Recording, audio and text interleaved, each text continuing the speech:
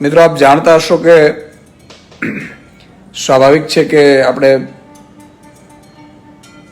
ચૂંટણીમાં ખૂબ મહેનત કરી, છતાં પણ પહેલી વખત જે પણ ઈશ્વરની ઈચ્છા હશે ને થયું. પણ આપણે, અને મારો સ્વભાવ જે કહું છું કે સતત લોકોના પ્રશ્નો ઉઠાવવા, લોકો માટે લડવું, લોકો માટે મરવું, એ મારો સ્વભાવ છે. જે ઓળખતા હશે મને નજીકથી એમને ખબર છે, નથી ઓળખતા કંઈ વાંધો નહીં. દુનિયામાં બે પ્રકારના લોકો રહેવાના. એક જે તમને દિલથી સાથ આપે અને એક જે હંમેશા તમે એમને ખૂંચો કારણ કે કંઈક ખોટું કર્યું હોય. હરેશભાઈ, જિગ્નેશભાઈ, ભરતભાઈ ચૌહાણ, જય સ્વામિનારાયણ, હું વચ્ચે વચ્ચે આપણા નામ લેતો રહીશ, પણ વધારે મિત્રો શેર કરજો જેથી વધુ લોકો જોડાઈ શકે. અને સાથે સાથે યુટ્યુબ ચેનલની લિંક હશે મારી, શંખનાદ કાર્યક્રમ આપણે ચાલુ કર્યો છે, એના ઉપર આપું છું. યુટ્યુબ ની લિંક પિન કરાવીશ હમણાં, જેમાં આપ સબસ્ક્રાઇબ કરી અને બેલ બટન દબાવજો, એટલે જેથી કરીને આપણે એની સાથે પણ કનેક્ટ થઈ શકીએ. તો મિત્રો, મારો સ્વભાવ એ જ હંમેશા રહ્યો છે કે કંઈક લોકોના પ્રશ્નો, લોકોનો અવાજ એ બનતું રહેવું જોઈએ. તમે જોયું હશે કે શક્તિસિંહભાઈ ગોયલ, જય માતાજી ઈસુદાનભાઈ, અમે તમારી સાથે છીએ. વાહ ગણેશભાઈ, જય માતાજી સાહેબ, જય માતાજી, સૌને નમસ્કાર. મિત્રો, મારે કંઈ ઈશ્વરને, ભગવાને જે આપ્યું હોય એમાં ખુશ રહું છું. મારે કંઈ કોઈને એ કરવાની જરૂર નથી અને મને કંઈ તકલીફ નથી જિંદગીમાં.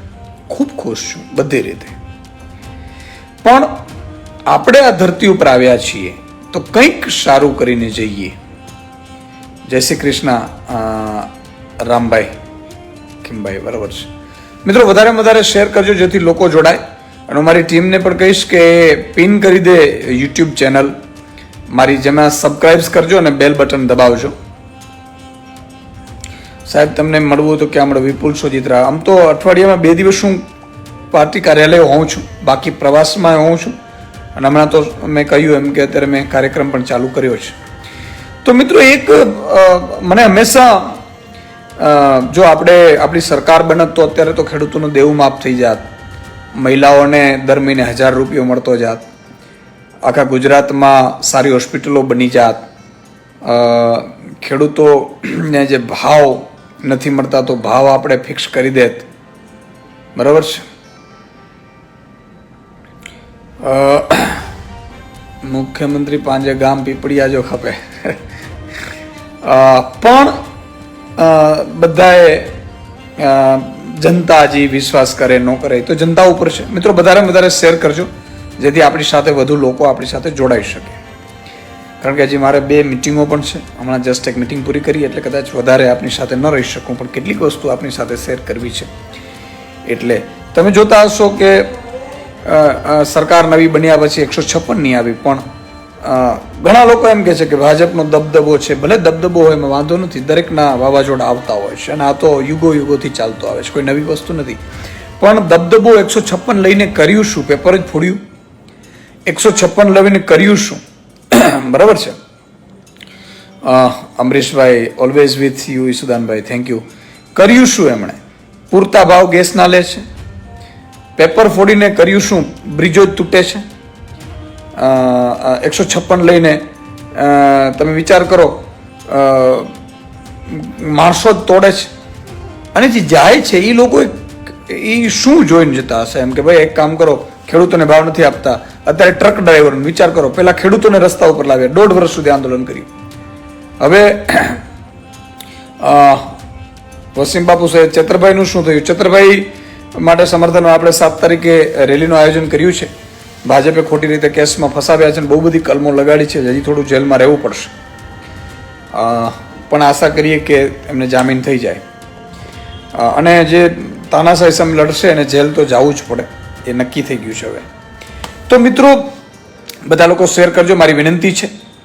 અને હું ટીમને કહીશ કે કોમેન્ટમાં યુટ્યુબ ચેનલ મૂકે એટલે એ પણ તમે સબસ્ક્રાઈબ કરી શકો. તો બેઝિકલી ભાજપના નેતાઓ એક તો બુજુર્ગ થઈ ગયા છે, ખબર નહીં કેમ, અને કામ કરવા કરતા એ ઘીસી પીટી કેસેટો વગાડ્યા રાખે. યાર કોઈક એવું તો નિર્ણય લો વિધાનસભામાં, કાયદો લાવો કે મારો ખેડૂતનું દેવું માફ કરવામાં આવે છે, ખેડૂતોને તમે 7%નો 0% માફી કરી છે, તો પહેલા તો 0% થતા નથી, પહેલા તો પૂરેપૂરા લેવામાં આવે છે. આ બધા એવા છે, ભાવને લઈને છે, સિંચાઈને લઈને છે, કેટલા બધા પ્રશ્નો છે. એવી રીતે શ્રમિકોનો જોઈ લો, ડ્રાઈવરો રસ્તા ઉપર આવી ગયા, ડ્રાઈવરો વિરુદ્ધ કાયદો બનાવી નાખ્યો. ખરેખર તો કાયદો નેતા અધિકારીઓની જવાબદારી માટે બનાવવો જોઈએ, જવાબદારી માટે. સરકારી કચેરીમાં મારો ખેડૂત, મારો ગરીબ, વંચિત, શોષિત એ સરકારી કચેરીમાં ધક્કો ખાય છે, તો એ સરકારી કચેરીમાં ધક્કો ખાય છે, એ ધક્કો શું કામ ખાય? એને ઘરે ન મળી શકે કાગડિયા. આજે દિલ્હીમાં ઘરે મળે છે, પંજાબમાં વનરાજભાઈ વાળા આ દેશની એ જ તો કરુણા છે, ખોટા ફાવે ને સાચા પીલાય. બહુ સાચી વાત છે. પંજાબમાં પોણા 2 વર્ષ જેવું થશે સરકારને, 2 વર્ષ જેવું, પોણા 2 વર્ષ જેવું. તો ત્યાં બધી સરકારી યોજનાઓ અત્યારથી હવે 43 જેટલી સરકારી જે કાગળિયાથી, આવકના દાખલાથી મને ઘર બેઠા થઈ ગયું. તો આપણે ન કરી શકીએ. એટલે સવાલ છે એ ઘણા બધા છે. એટલે પેલા કે છે યુટ્યુબ ચેનલની લિંક પિનમાં મૂકે. તો મારી એક વિનંતી એ છે કે કેમ આ બધી ઘટનાઓમાં આપણે પીડાવવું પડે છે? તો એવા કાયદા બનવા જોઈએ. આ જેટલા કાયદા બને ને પ્રજાને, પેલા કાયદા લાવતા હતા કે ખેડૂતો હવે સિંચાઈનું પાણી ચોરી કરશે એટલે FIR થશે, ખેડૂતોને સિંચાઈનું પાણી મળશે નહીં, જો ચોરી કરવા જશે તો આ થશે. પીડાતા જ કાયદા બને છે. કોઈ તો એવું બનાવો, તમે બ્રિજ તૂટ્યો, આટલા બ્રિજો તૂટ્યા, કોઈ મોટો મંત્રી કે નેતા જેલમાં ગયો કે રાજીનામું આપ્યું? નહીં આપ્યું. છતાંય તમને ભાજપ ગમતી હોય તો એમાં હું એમ કહું છું કે આપો, કાંઈ વાંધો નહીં, પછી ભોગવજો. આજે હવે હું જે વાત મૂળ મુદ્દા ઉપર, એટલે મારું તો સ્વાભાવિક છે કે રોજ બહુ પીડા થાય. આપણે એવી કોશિશ હતી કે ખેડૂતો એક થશે, 53-54 લાખ ખેડૂત છે, 50 લાખ બેરોજગાર યુવાન છે, આઉટસોર્સિંગ કર્મચારીઓ 8 લાખથી વધુ છે. આ બધાને, સરકારી કર્મચારીઓને આપણે જૂની પેન્શન યોજના લાગુ કરી અને આ બધાનું ભેગું કરીને સરકાર બનશે, આપણે એવી આશા હતી. અને સરકાર બની હોત તો આપણે આ બધું કરત પણ ખરું. માન લો કે 35,000 કોન્ટ્રાક્ટ કર્મચારીઓ જે ભાજપ અને અકાલીની સરકારોમાં બન્યું હતું, પંજાબમાં ભર્યું હતું, બધાને અત્યારે ભગવતમાને કાયમી કરી દીધા. તો એક ગુજરાતી થઈને પંજાબ અને દિલ્હીના ગુણગાન ગાવા એ જ આપણી કરુણા છે. કરુણા એટલા માટે છે કે આપણા વાળા કરતા નથી અને આપણા વાળાને આપણે ચડાવી રાખીએ છીએ ઉપર. એકવાર ઘરે બેસાડત તો ખબર પડત કે સરકાર કેમ ચાલે. એટલે ઘસી પીટી કેસેટો વગાડે, જ્ઞાતિના આગેવાનો મોટા મોટા હોય બધાને પોતાના પક્ષમાં ડરાવી ધમકાવીને રાખી લેવા, આ બહુ જ ખરાબ છે. લાઠિયા મહેશભાઈ, ગુડવર્ગ સુદાનભાઈ, સલામ છે, થેન્ક યુ.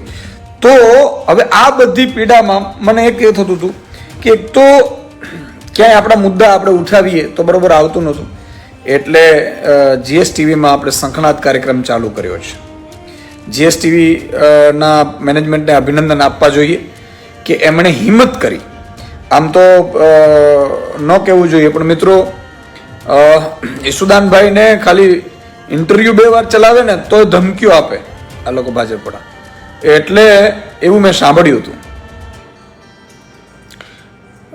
અરુણભાઈ કે યશુદાનભાઈ જે કામ આપે ઉપાડ્યું છે ખૂબ અભિનંદનને પાત્ર, થેન્ક યુ.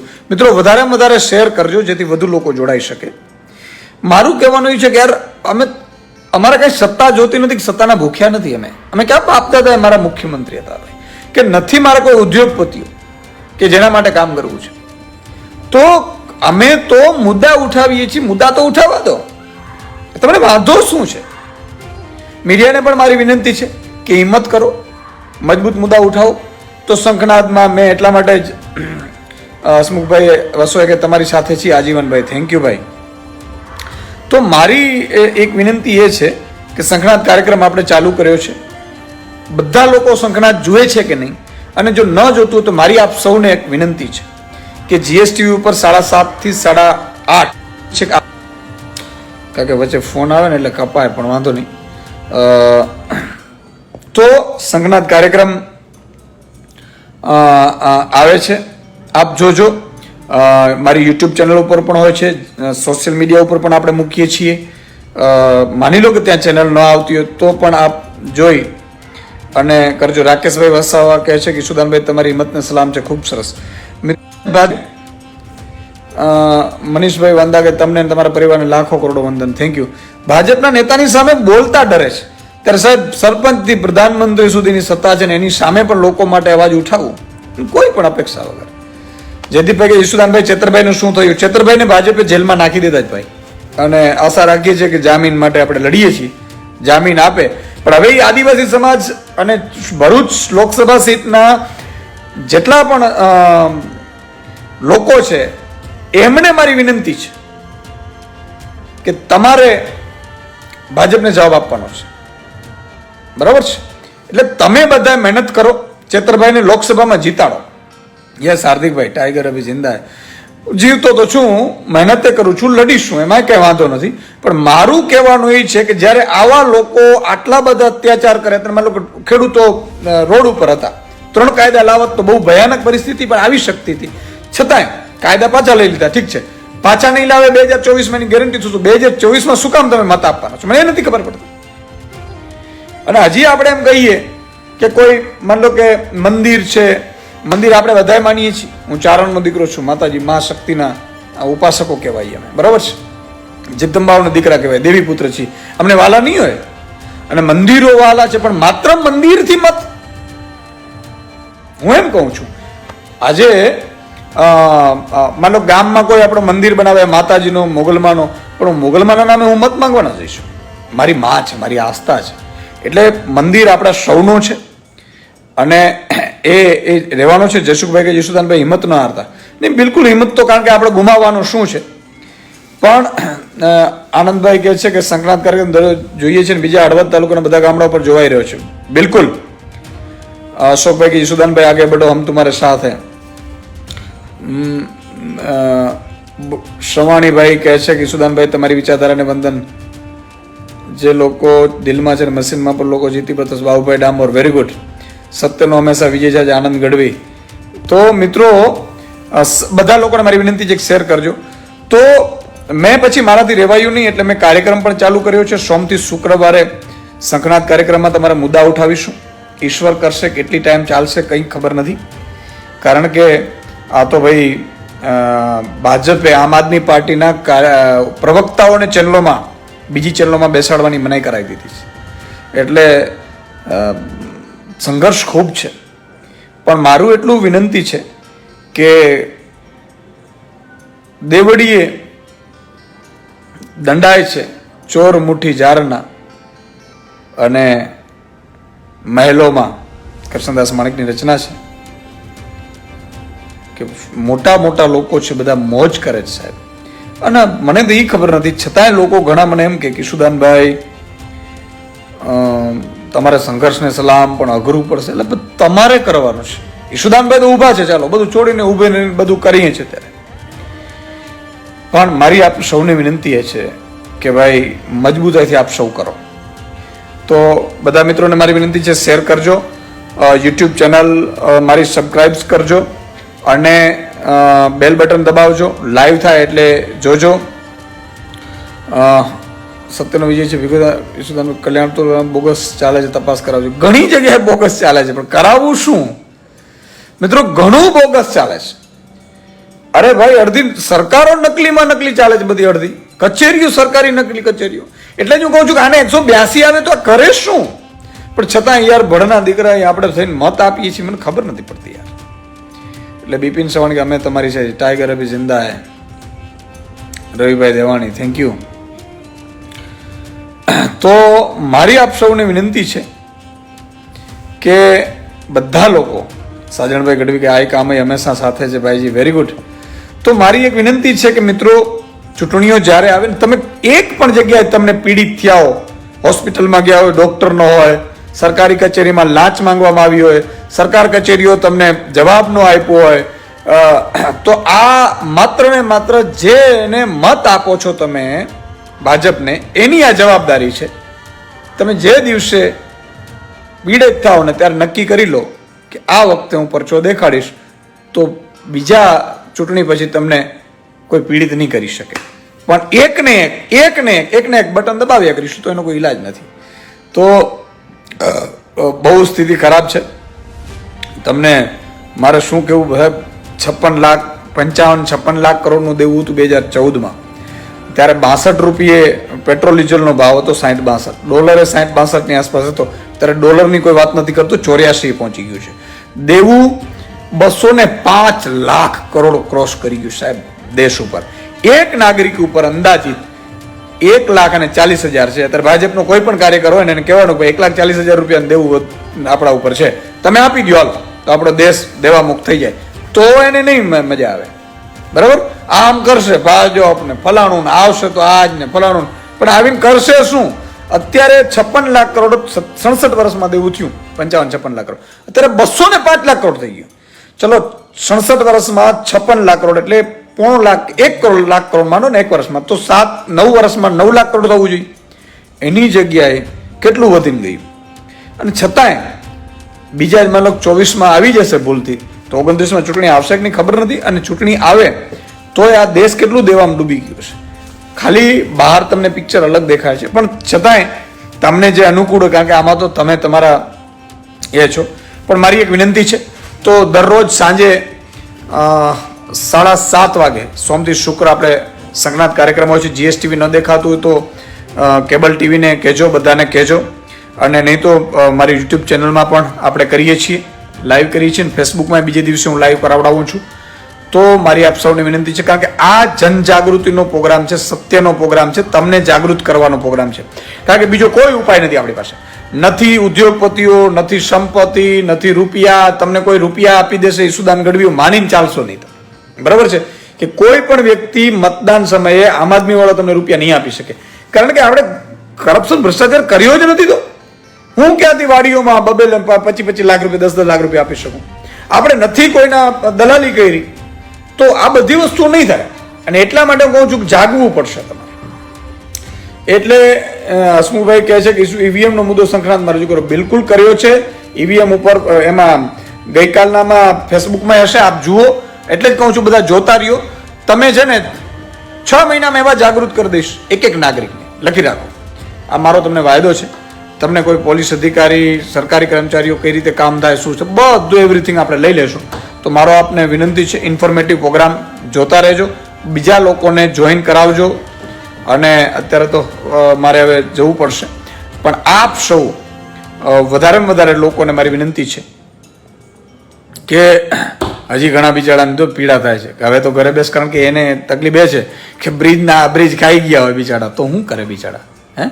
અને એને ખબર છે. મને ઘણા એમ કહેતા ઈસુદાનભાઈ તમે આવશો તો ભ્રષ્ટાચારીઓને ખુલ્લા પાડશો, ભ્રષ્ટાચાર નહીં કરવા દો, અમને કેનાલો નહીં બનાવવા દો, બ્રિજ નહીં બનાવવા દો, તો શું કામનું એમ. પણ ખબર નહીં, આપણી કિસ્મતમાં નહીં હોય અથવા તો પ્રજાએ ભોગવવાનું હશે. હજી ઘણું બધું પીડા ભોગવીએ, કાંઈ વાંધો નહીં.